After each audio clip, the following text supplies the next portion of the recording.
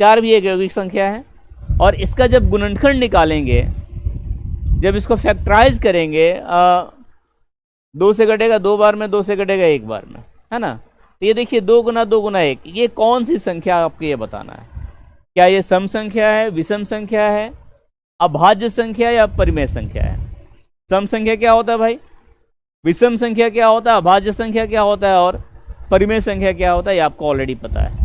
अब इतना डिटेल्स समझेंगे तो वीडियो 5 घंटे का बनेगा, ठीक है। तो आपको बस देखना ये है कि इसका गुणनखंड जो है वो कौन सा संख्या, वही आपका आंसर होगा, है ना। तो इसमें आपका ऑप्शन नंबर ए जो है सम संख्या, तो सम संख्या तो होंगे नहीं, क्योंकि ये जो यौगिक संख्या है ना, ऐसा नहीं केवल सम संख्या ही होगा।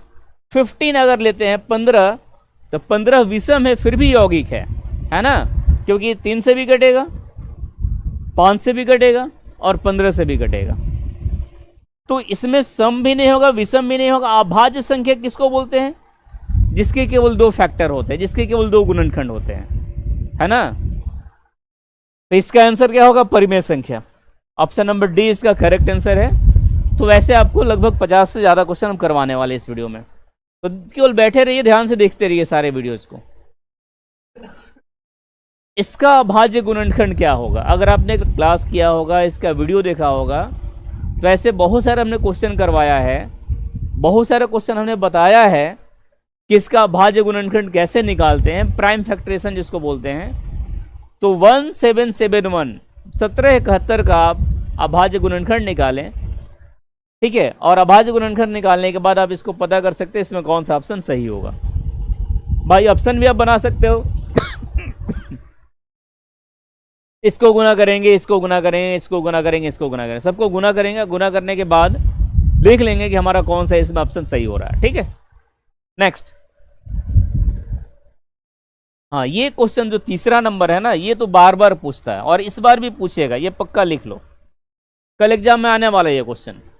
2 संख्याओं का लसा कितना है, 182।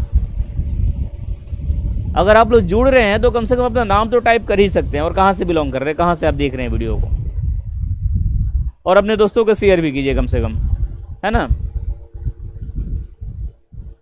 देखिए 2 संख्याओं का लसा 182 है, 182, और संख्याएं 26 और 91 है। मतलब पहली संख्या कितना है, 26, और दूसरी संख्या कितना है, 91 है, 91।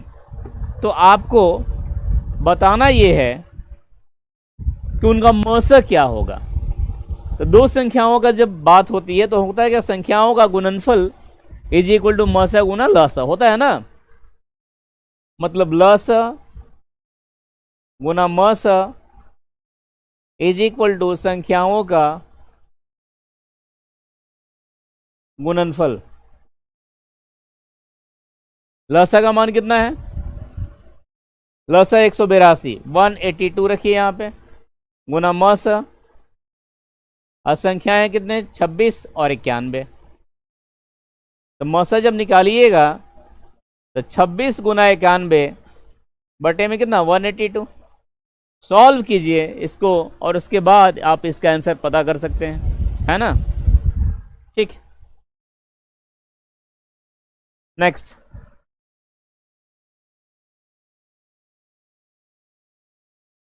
ये क्वेश्चन नंबर तीसरा था। अगर चौथे की बात करेंगे, चौथा जो क्वेश्चन आपका है वो इस तरह से है कि रैखिक समीकरण a1x plus b1y plus c1 बराबर 0 और a2x plus b2y plus c2 is equal to 0 का अद्वितीय हल होगा। अद्वितीय मतलब क्या होता है, यूनिक सॉल्यूशन। ये थोड़ा अच्छे से समझिएगा, एक स्टोरी बताएंगे बस 1 मिनट का, है ना। कभी नहीं भूलिएगा, आपकी इस पे जितने भी क्वेश्चन आएंगे सॉल्यूशन वाला आप कर पाएंगे। देखिए होता क्या है, इसमें 2 समीकरण होता है, 2 रैखिक समीकरण होता है, ठीक है। और 2 रैखिक समीकरण का कभी हल आपका अद्वितीय आ जाता है, कभी बहुत सारे अनेक हल हो जाते हैं, कभी कोई हल भी नहीं होता है। तो अगर इस बात को ऐसे समझेंगे कि सपोज 2 दोस्त हैं, 2 मित्र हैं, दोनों एक बाइक पर सवार हैं और एक जा रहे हैं पार्टी करने। मान लीजिए पूड़ियाँ खाने जा रहे हैं रात में, ठीक है। ये 2 समीकरण मान लेते हैं, दोनों समीकरण, 2 दोस्त जो हैं एक पार्टी करने जा रहे हैं और भगवान न करे इसका एक्सीडेंट हो जाता है, है ना, बाइक का एक्सीडेंट हो जाएगा, एक्सीडेंट होगा तो क्या होगा, क्रॉस होगा। देखिए इसमें तीन तीन बातें छिपी हुई है। ये जो समीकरण होता है ना, समीकरण का आप ग्राफीय विधि से हल जो निकालते हैं वो भी आपको दिखेगा यहाँ पे। अगर यहाँ पर एक्सीडेंट करेगा मतलब दोनों समीकरण एक दूसरे को काटेगा, काटता कब है भाई, तो a1/a2 not equal to b1/b2, ऐसे देखिए।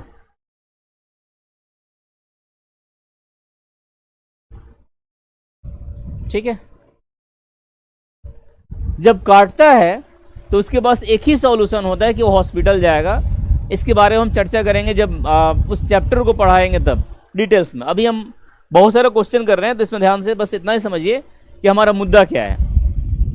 जब a1/a2 b1/b2 c1/c2 पहला इक्वेशन के 3 वेरिएबल जो हैं और दूसरे इक्वेशन के 3 वेरिएबल हैं, ठीक है, तो अगर इसका अद्वितीय हल कब होता है, जबकि दोनों जा रहे हैं और दोनों जाते जाते कहीं ना कहीं क्या एक्सीडेंट कर जाते हैं।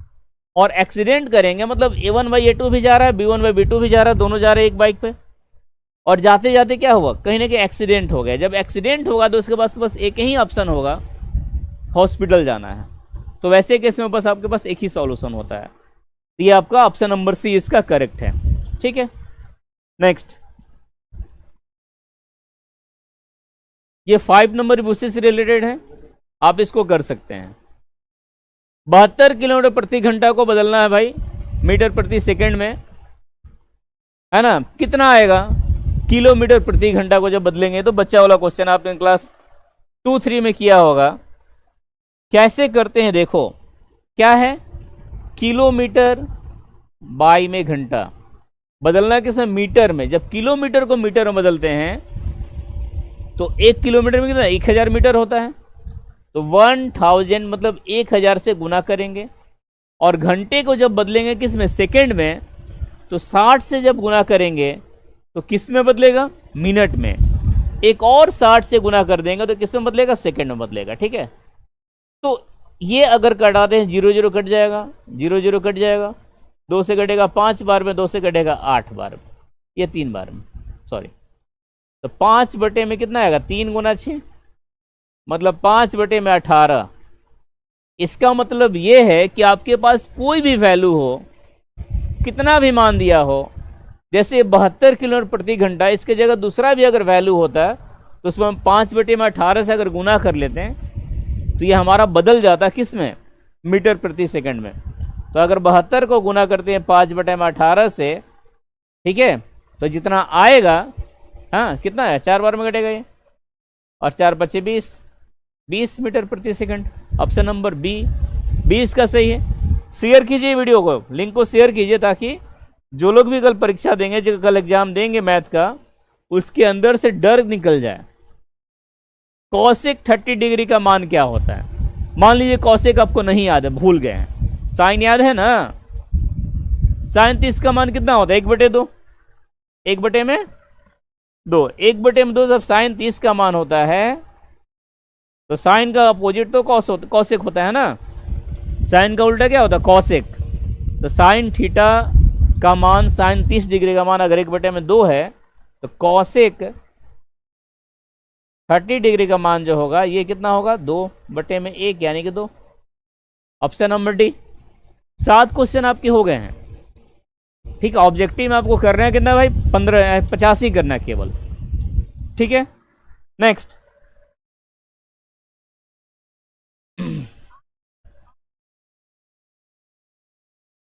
नौ नंबर सेक 60 का मान, बस वैल्यू याद कर लीजिए, सारा आपका बन जाएगा। इस तरह क्वेश्चन तो बनाने एकदम आसान हो जाते हैं। सेक 60 का मान बताना है, अगले वाले में कॉस 0 का मान, ये सब केवल वैल्यू बेस्ड क्वेश्चन। और इसके लिए हमने वीडियो बनाया है अलग से लाइव सेशन में, ट्रिगोनोमेट्री का जो बेसिक कंसेप्ट है, फॉर्मूला बताए हैं, उसमें बताया गया है आपको कि वैल्यू कैसे याद रखेंगे। याद नहीं करना आपको, याद आपका हो जाएगा। अक्सर आप भूल जाते हैं साइन 30 का मान क्या होता है, कॉसेक 45 का मान क्या होता है, तो आप उसको देखोगे बस याद हो जाएगा, जीवन में नहीं भूलिएगा, कभी नहीं। ठीक है ना, कोई ना कोई आपके पास रास्ता मिल नहीं जाएगा। तो कॉस 0 का मान क्या होगा, साइन 0 का 0 होता है। साइन 90 का मान क्या होता है, 1, याद कीजिए। और साइन 90 का जो मान होता है उसी का अपोजिट, उसी का वैल्यू के इक्वल क्या होता है, कॉस का मान। तो साइन 90 का मान कितना होता है, साइन 0 का 0, साइन 90 का 1, और साइन 90 का 1 वही हमारा कॉस 0 का वैल्यू होता है। तो ऐसे आप सोच करके सोचोगे ना तो सारा याद आ जाएगा। ठीक है,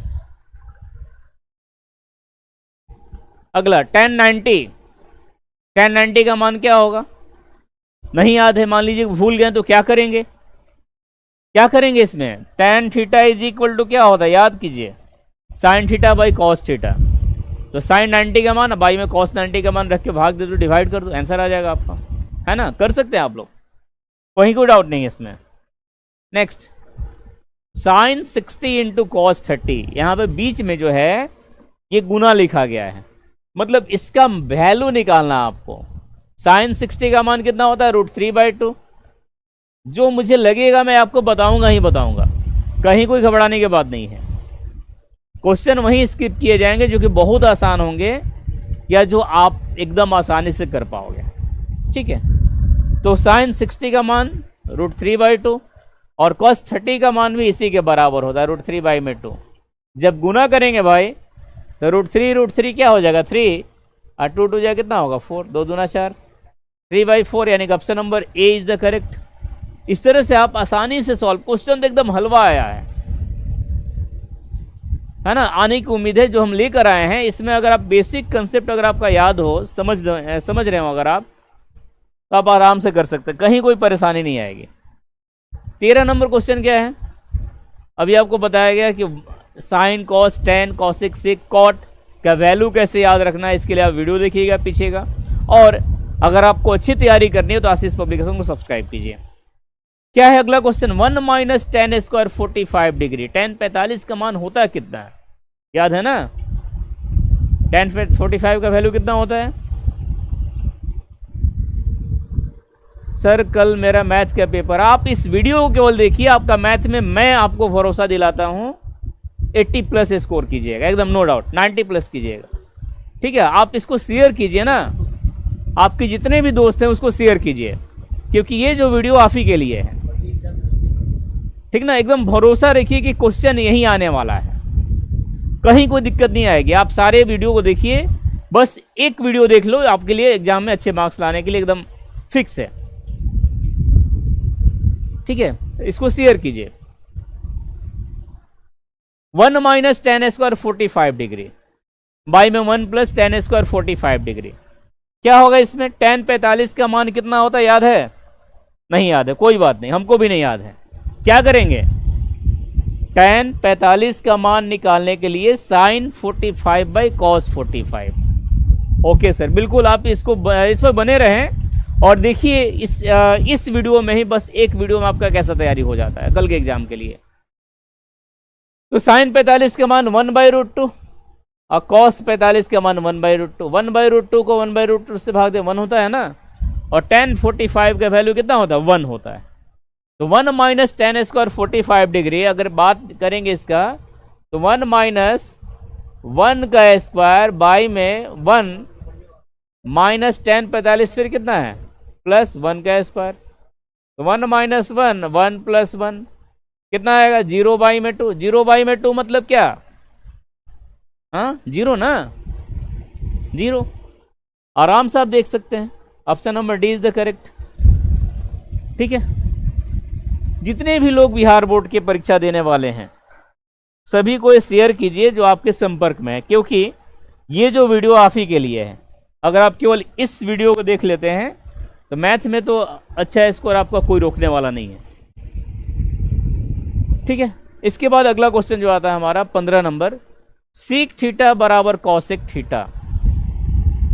सेक थीटा बराबर कॉसेक थीटा, अगर आपको वैल्यू याद है, सेक के सारे वैल्यूज याद है, कॉसेक के सारे वैल्यूज याद हैं, तो आप इसको आंख बंद के बना सकते हैं, मतलब कोई सोचने की बात नहीं है।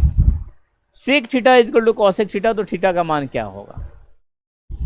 ठीक है, दोनों का वैल्यू देखिए, सेक थीटा का वैल्यू और कॉसेक थीटा का वैल्यू यहां पर पुट कर देंगे, और पुट करने के बाद वैल्यू रखने के बाद देखेंगे कि किस में हमारा सही आ रहा है, वो आपका सही आंसर होगा, है ना।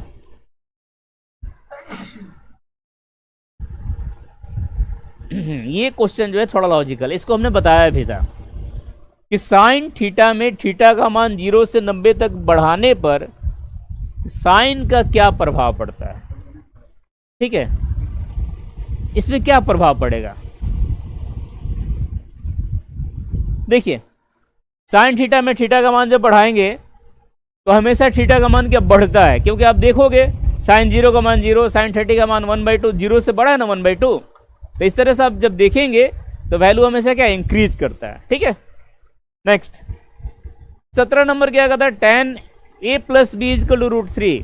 अब आपको याद होना चाहिए कि tan में √3 किसका वैल्यू होता है, tan में √3 किसका मान होता है, और जिसका मान भी √3 होता है उसको वहां रख देंगे, उसको वहां रखेंगे, और जैसे ही रखिएगा तो tan a + b = tan, जितना भी डिग्री यहाँ पुट कर देंगे, फिर tan आपका कैंसिल हो जाएगा, फिर जो आएगा आपका आंसर होगा। ठीक है, वही आपका थीटा का वैल्यू होगा।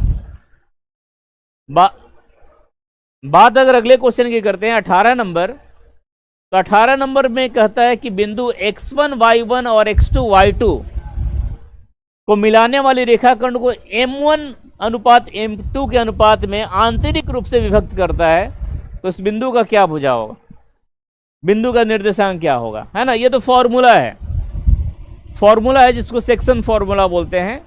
ठीक है, इसका क्या होता है, m1 x2 + m2 x1 by में m1 + m2, फिर आपका क्या है, आंतरिक रूप में विभक्त करता है।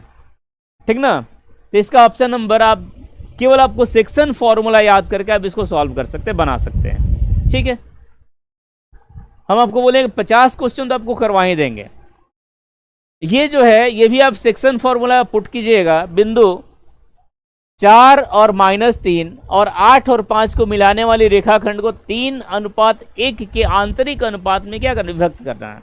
तो ये रहा x1 का मान, ये x2 का मान, x1 x1 y1 और x2 y2, और ये जो मान है ये m और n का है, m और n का। क्या होता है फॉर्मूला, इसका फॉर्मूला क्या होता है, mx2 + nx1 बाई में m + n, और y के लिए क्या हो जाएगा, my2 + ny1 बाई में m + n। इस फॉर्मूले पर आप इसको सॉल्व कर सकते हैं, है ना।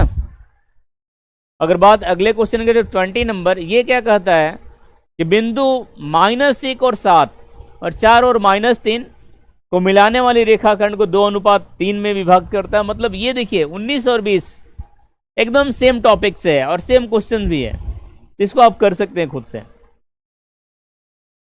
दो समरूप त्रिभुज की संगत भुजाएं, त्रिभुज अगर समरूप होता है मतलब सिमिलर ट्रायंगल, सिमिलर ट्रायंगल के समरूप भुजाएं क्या होती है भाई, क्या होती है, समानुपाती। याद कर लीजिए, है ना। दो त्रिभुज अगर रहेगा, सर्वांगसम और समरूप में बहुत बड़ा अंतर है।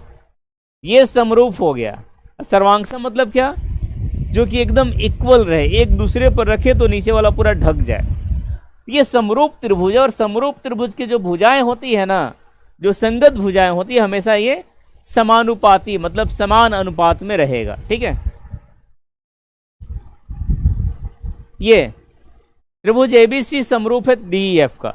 देखा अभी आपको बताया हम, एबीसी एक त्रिभुज है और यहाँ पे डीईएफ है, दोनों एक दूसरे का समरूप है। ये एबीसी और ये डीईएफ एक दूसरे का समरूप है। ए बी बाई ए सी मतलब ए बी जो है, ए बी बाई ए सी, ये भुजा इस भुजा के बराबर है।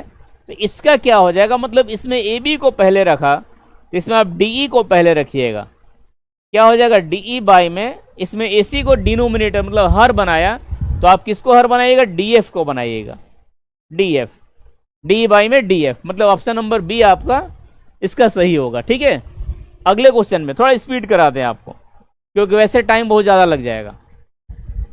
ये भी है, एबीसी समरूप है पीक्यू आर का, तो कौन एक दूसरे का सत्य होगा बताना है।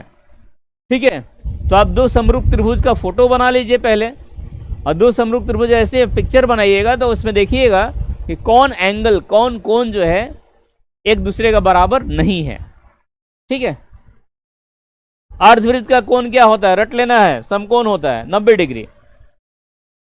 अर्धवृत्त का कोण कितना होता है, 90 डिग्री का होता है, इसमें कहीं कोई दो राय नहीं है। हाँ, ये क्वेश्चन ठीक है, इस क्वेश्चन में थोड़ा टाइम ज़्यादा लगेगा, इसको छोड़ देते हैं क्योंकि हमको बस 85 तो करने हैं। उमेश राम, हाय। जो लोग भी आपके संपर्क में हैं, ठीक है, टाइम टेकन क्वेश्चन को छोड़ देते हैं भाई। कुछ क्वेश्चन परीक्षा में ऐसे दिए जाते हैं ना आपको फंसाने के लिए, वो इसलिए होता ही है कि आपका टाइम किल करेगा और आप बर्बाद हो जाएगा उसके चक्कर में, तो उसको स्किप कर देना। सब हमको थोड़ी ना बनाना है, हमको जो बनाना है वही बनाएंगे और जो हम सिलेक्ट हम करेंगे, सामने वाला चेक करने वाला कौन होता है, ठीक है। तो उसके लिए हम समरूप त्रिभुज, अगला क्वेश्चन जब लेते हैं, समरूप त्रिभुज की भुजाओं की लंबाई अगर 100 तो इसका ऊंचाई क्या होगा? फॉर्मूला याद है ना बॉस? समरूप त्रिभुज का क्षेत्रफल कैसे निकाले? √3/4 साइड स्क्वायर। जब इसका ऊंचाई की बात करते हैं तो समरूप त्रिभुज का ऊंचाई क्या होता है? √3/2 है ना, इंटू भुजा। तो देखिए √3/2 दिख गया और भुजा क्या है? x है। ऑप्शन नंबर बी करेक्ट है, एकदम याद हो जाएगा आपको।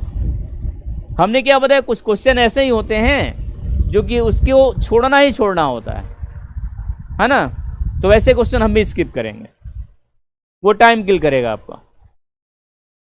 अगला 27 नंबर, द्विघात समीकरण के उदाहरण कौन? नहीं है। ये जो नहीं है बहुत खतरनाक होता है बॉस, इसको ध्यान से पढ़िएगा। बहुत लोग क्या, अरे यही ना है, नहीं छोड़ देते, इतना जल्दबाजी में पढ़ते हैं कि नहीं छूट जाता है। नहीं जब छूटेगा ना तो आपका क्वेश्चन का नंबर छूट जाएगा, नहीं आएगा मार्क्स आपके, गलत हो जाएगा पूरा का पूरा।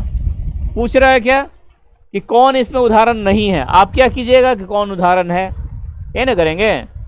इसलिए क्वेश्चन थोड़ा ध्यान से पढ़ते हैं और आप इसमें करेंगे क्या कि सबको फैक्टराइज, सबका गुणनफल निकालो, सबका प्रोडक्ट निकालो और प्रोडक्ट निकालने के बाद देख लेना कि कौन सा हमारा द्विघात समीकरण के रूप में आ रहा है। द्विघात समीकरण रूप क्या होता है?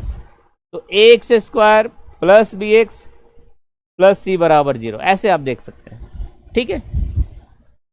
नेक्स्ट अगले क्वेश्चन में ये जो है 28 नंबर, किसी यदि x चर में ax² + bx + c = 0 एक द्विघात समीकरण है, तो ए बी सी एक वास्तविक संख्या। तो आप अगर द्विघात समीकरण होगा तो एक बात याद कर लीजिए कि ए का वैल्यू जो है कभी 0 के बराबर नहीं होता है ना, क्योंकि ए ही जब 0 हो जाएगा, जब ए का वैल्यू हमारा 0 हो जाएगा तो ये हमारा द्विघात समीकरण, मतलब घात 2 रहेगा ही नहीं, है ना। इसका ऑप्शन नंबर बी करेक्ट है, बी सही है। 29 नंबर, इसका तो बचपन वाला क्वेश्चन है कि इसको आप बीच वाले भाग को तोड़िए 2 भागों में, है ना, और तोड़ने के बाद इसको प्राइम फैक्टराइजेशन करने के बाद कौन सा ऑप्शन दिख रहा है वही आपका आंसर होगा। इसको कर सकते हैं, अपने क्लास 8 से आप करते आ रहे हैं, इसमें कोई बड़ी बात नहीं। 30 नंबर भी सिमिलर है। 31 नंबर क्या है? दो संख्याओं का योगफल और गुणनफल। योगफल है 27 और गुणनफल कितना है? गुणनफल है आपका 182। तो संख्याएं कितनी है? आप ऐसे क्वेश्चन में ज्यादा दिमाग नहीं लगाना है, बाई ऑप्शन बना लेते हैं, ऑप्शन से ही। योगफल कितना आ रहा है?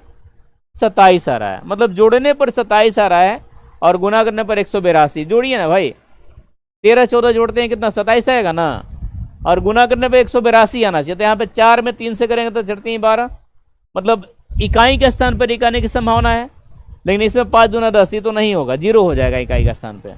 यहाँ पे 8 9 72 और 8 9 17, है ना, 18, मतलब ये भी 27 होगा।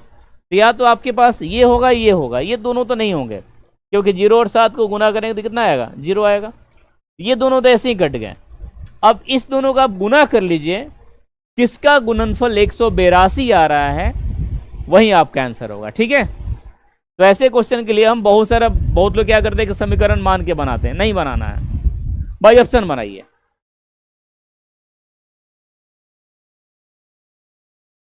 ये क्या है? इसका भी वही बीच वाले टर्म को तोड़ना है 2 भागों में और जो आएगा आप कैंसर होगा। 33 भी सेम है। कॉसिक 90 - थीटा फॉर्मूला बताए थे आपको। कॉसिक का 90 - थीटा बस फॉर्मूला बेस्ड है। क्या होता है? सेक थीटा ना, बस लगाइए टिक, सोचना क्या है। Sine theta is equal to cos theta. याद कीजिए साइन में और कॉस में किसका वैल्यू इक्वल होता है? किसका? Sine 45 1/√2, cos 45 1/√2। तो वैल्यू क्या होगा? इसका आंसर क्या होगा? बी नंबर कि साइन और कॉस में थीटा का मान किस में बराबर होता है, तो 45 में। ठीक है, साइन 18 बाई कॉस 72। देखिए ये बात आप लिख लो भाई, समझ लो, बनाने की जरूरत नहीं है। इस थीटा को जोड़ते हैं, 18 72 90 होता है ना, 90 वैल्यू आता है। जब 90 आएगा तो मतलब एक दूसरे से कटने वाला है। साइन 90 माइनस थीटा, इसको सॉल्व कीजिएगा तो उतना ही आएगा, सॉल्व करेंगे तो बहुत टाइम लग जाएगा। बहुत टाइम नहीं लगेगा, बट आपका 1 मिनट तो नहीं लेगा। कैसे कर सकते हैं, साइन 90 माइनस 72 तब ना 18 आएगा, और यहाँ पे कॉस 72, ये हो जाएगा आपका साइन 90 माइनस कॉस थीटा, इसको लिख सकते हैं कॉस 72 बाई में कॉस 72, 72 जो है कट जाएगा, कितना 1 आएगा। 1 आया ना, ये नहीं बनाइएगा, आप डायरेक्ट ऐसे ही बना सकते हो। जब भी इसको जोड़ने पर 90 आए तो ऑप्शन नंबर क्या, जिसमें 1 हो वही लगाना है। ठीक, अगला सेम है, 59 और 31 को जोड़िए, 90 आ रहा है ना, आ रहा है कि नहीं 90, हाँ 90 आ रहा तो 1 पे टिक लगा दीजिए, ज्यादा कुछ करना नहीं है। अगला क्वेश्चन भी सिमिलर है, 39 नंबर। इसमें एक बात का ध्यान देंगे, देखिए इसमें क्या है, इसमें आप पेयर लगाते हैं, जोड़ा लगाते हैं। लड़का लड़के का जोड़ा नहीं लगाना है, जोड़ा ये लगाना है कि 90 डिग्री पूरा करना है। यहां पे अगर 23 डिग्री के साथ ये 67 को अगर जोड़ा लगाते हैं, इसको आगे एक साथ रखते हैं, तो tan 23 और tan 67 डिग्री मिलके कितना 90 हो जाएगा ना, 90 होगा। और ये भी जो होगा कितना होगा, 48 और 42, ये भी आपका 90 हो जाएगा, है ना। जब दोनों 90 हो जाएंगे तो बीच में क्या है भाई, बीच में गुना है ना, गुना मल्टीप्लाई है ना। तो वैसे क्वेश्चन में भी आपका सिंपल क्या आएगा, आंसर 1 आएगा। ठीक है, अगला 40 नंबर। यदि दो कोनों का योगफल 90 है तो एक दूसरे के क्या कहलाते हैं, दो कोनों का योगफल अगर 90 है तो वो एक दूसरे के पूरक कहलाते हैं। और दो कोनों का मान अगर आपस में 180 है तो वो क्या होगा, वो सुपरमेंट्री, मतलब कि वो संपूरक होता है। ठीक है, तो क्लियर है ये क्वेश्चन। अगला 41 नंबर। 41 नंबर क्या, देखिए, वैसी संख्या जिसका दशमलव प्रस्थान न शांत हो और न अनावर्ती क्या कहलाता है। याद है तभी बनाइएगा, अदरवाइज छोड़ दीजिएगा इसको, है ना, क्योंकि गलत करने का कोई मतलब नहीं है। ये a प्लस बी ए माइनस बी के फॉर्मूले में बनेगा। क्या होता है, A square minus B square, ये a है और ये b है, और ये माइनस बी है। A square minus B square मतलब 3 का स्क्वायर माइनस 2√2 का स्क्वायर। 3 का स्क्वायर कितना 9 होगा, और 2√2 का स्क्वायर कितना होगा, 2√2 का स्क्वायर होगा 8, मतलब 9 में से 8 माइनस होगा तो 1 बचेगा। ऑप्शन नंबर डी आपका सही है। ठीक है, नेक्स्ट 43 नंबर क्या है, कौन सा अपरिमेय संख्या नहीं है, बाकी सब परिमेय है। मतलब जिसको p बटा q के रूप में लिख सकते हैं परिमेय होगा, अदरवाइज क्या अपरिमेय होगा। तो यहाँ पे √3 को लिख सकते हैं, p बाई q के रूप नहीं लिख सकते हैं, इसको भी नहीं लिख सकते, इसको भी नहीं लिख सकते। लेकिन 9 जो है, √9 जो है, √9 को हम 3 लिख सकते हैं, क्योंकि रूट से जब बाहर आएगा तो क्या आएगा, 3 आएगा, और 3/1 के रूप में लिख सकते हैं। मतलब ये जो है आपका परिमेय संख्या है, और बाकी आपके क्या अपरिमेय है। ठीक है, तो कौन अपरिमेय नहीं है, ऑप्शन नंबर सी √9। ठीक है, जो लोग भी जुड़ रहे हैं अपने दोस्तों को शेयर कीजिए, क्योंकि यही क्वेश्चन कल आ सकता है। तो आप अच्छे से शेयर करो और ध्यान से देखो सारे वीडियो को। बस 1 घंटे से 1.5 घंटे टाइम दीजिए। 1.5 घंटे तो आप दे ही सकते हो। मैथ में अगर अच्छा स्कोर करना है 1.5 घंटे आपको देने पड़ेंगे, हम इसलिए स्पीडली पढ़ा रहे हैं। ठीक है, ओनली 1 घंटे 1.5 घंटे से ज्यादा मिलेंगे नहीं आपका। देखिए अगला क्वेश्चन 44 नंबर। 44 नंबर, यदि द्विघात समीकरण का एक विवेचक 0 हो, है ना, तो मूलों की प्रवृत्ति क्या होती है। मतलब उसका 1 0, अगर आपके पास कोई द्विघात समीकरण है, मैंने पहले ही बोला कुछ क्वेश्चन आपका कंसेप्चुअल होगा जो आपको भरमाएगा, तो वैसे क्वेश्चन को आप स्किप कर सकते हैं। 80 में से बस 85 बनाने हैं बस। तो जिस पर पूरा भरोसा उसी को बनाइए ना। अगर आप कंसेप्ट थोड़ा सा ही भूल रहे हैं तो मत बनाइए, हाथ मत लगाइए उसको। हालांकि नेगेटिव मार्किंग है नहीं, फिर भी, है ना।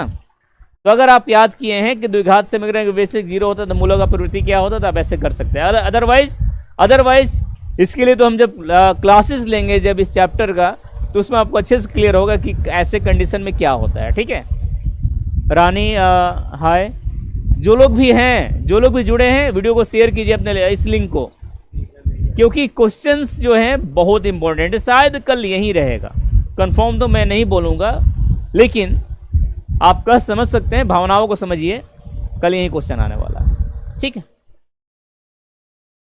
ये इसका विवेचक क्या है, विवेचक किसको बोलते हैं, डी का वैल्यू। डी का वैल्यू कैसे निकालते हैं, तो पहले आप क्या निकालोगे, बताओ, डी का मान कैसे निकालते हैं, √BA² - 4AC, है ना। डी इज इक्वल टू क्या होता है, BA² - 4AC होता है ना।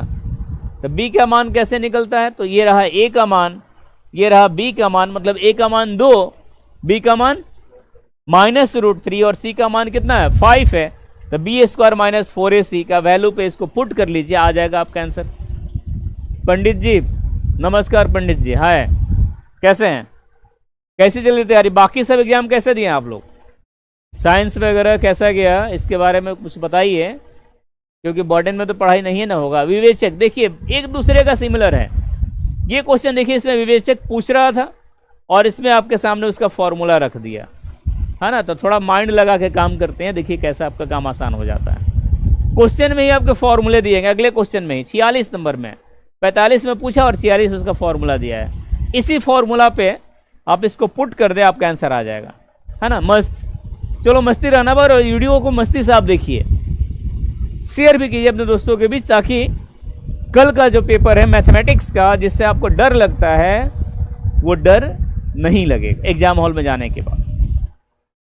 47 sec² theta - tan² theta is equal to what, एक फॉर्मूला याद किया था आपने, क्या 1 + tan² theta is equal to क्या होता है, sec² theta, 1 + tan² theta is equal to sec² theta. जब 1 को इधर छोड़ते हैं, tan को उधर भेजते हैं, तो 1 बराबर क्या हो जाएगा, sec² थीटा - tan² थीटा। जब ऐसे क्वेश्चन दिखते हैं तो इसको फटाफट पकड़ लेते हैं, है ना। शिकारी जब ऐसा दिखेगा तो इसमें टाइम नहीं लगाना है, एकदम जल्दी पकड़िए, क्योंकि ये क्वेश्चन बहुत आसान है। ठीक है, नेक्स्ट अगला क्वेश्चन आइए, 48 number, 9 sec² theta - 9 tan² theta. और ऐसे क्वेश्चन जब मिलेंगे तो अभी जो आपको बताया था वैसे ही बनाना होगा। 9 कॉमन ले लेते हैं, बचा क्या, sec² थीटा, थीटा मतलब ए वही, और tan² theta is equal to what, अभी मैंने इसका वैल्यू 1 बताया था, और यहाँ 9 है, 9 × 1 कितना आएगा, 9 आंसर, ऑप्शन नंबर डी सही होगा। समझ में आ रहा है, इतना भी बताओ तो भाई, कम से कम जो क्वेश्चंस करा रहे हैं समझ आ रहा है कि नहीं आ रहा है, ये तो बताइए कम से कम। 49, अब ये देखिए half century, sec + tan A, sec + tan A और 1 - sin A, इसका वैल्यू क्या होगा, sec होगा, sin A होगा, cos A होगा, या cos A होगा, ये बताना आपको। तो इसमें करना क्या है कि इसको सबको साइन को उसके फॉर्म में बदल करके आप इसको बना सकते हैं। अदरवाइज उससे आसान क्वेश्चन नीचे दिख रहा है, sin theta is equal to क्या, 12/13। तो आपको वैल्यू किसका निकलना, कॉट का। हमने क्या बताया था ऐसे क्वेश्चन करने के लिए, कि एक समकोण त्रिभुज बनाते हैं, और समकोण त्रिभुज में sin थीटा का मान कितना दिया है, अजय कुमार। यस सर जी, कहीं पे डाउट है पूछ सकते हैं भाई, कंफ्यूजन जो है नंबर में नहीं रहना चाहिए, है ना। थोड़ा सा स्पीडली चल रहा है क्योंकि बहुत सारे क्वेश्चन करने हैं, ये हम समझ रहे हैं भावनाओं को आपकी, कि सर इतना फास्ट क्यों पढ़ा रहे हैं, थोड़ा सा इसलिए पढ़ाया जा रहा है कि क्वेश्चन बहुत ज़्यादा है। ये क्या है, sin थीटा मान 12/13 है। तो फॉर्मूला आपको बताया गया था क्या, देशभक्ति फॉर्मूला, पाकिस्तान भूखा प्यासा, हिंदुस्तान हरा भरा, है ना। इससे हम फतह कर देंगे इस तरह के क्वेश्चन को। कैसे, तो sin थीटा का मान P/h, P का मान कितना 12 दिया है और h का मान 13 दिया है। अब तो बनाते बनाते इतना वाकिफ हो गए होंगे कि जब ये वैल्यू होता है तो आधार कितना 5 आता है ना। जब 5 आएगा तो cot theta is equal to क्या होता है, तो tan का formula p by B, cot is equal to हो जाएगा b by P. b by B का मान कितना 5 है और p का मान कितना 12 है, तो 5/12 जहां भी दिख रहा है उसको टिक कर देना है ना। 52 नंबर क्वेश्चन, कॉट थीटा का मान क्या होता है, बच्चा वाला क्वेश्चन पूछ दिया भाई, इतना लेवल थोड़ी नहीं गिरा हुआ हम लोगों का।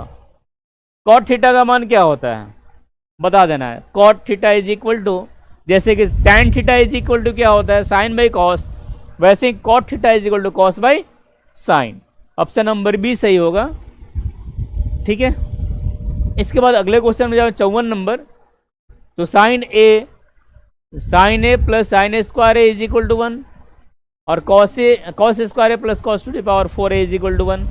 इसमें इसका वैल्यू बताना। वैसे हमने 50 क्वेश्चन कर दिए हैं और इतने ही आपके एग्जाम में करने हैं, और भी जो क्वेश्चन बहुत ईजी आपको करवा देते हैं 2-4 क्वेश्चन और, ताकि उतना तो पढ़ के जाओ कम से कम। tan थीटा का मान √3 है, तो sec थीटा का मान क्या होगा, ये है क्वेश्चन नंबर 56।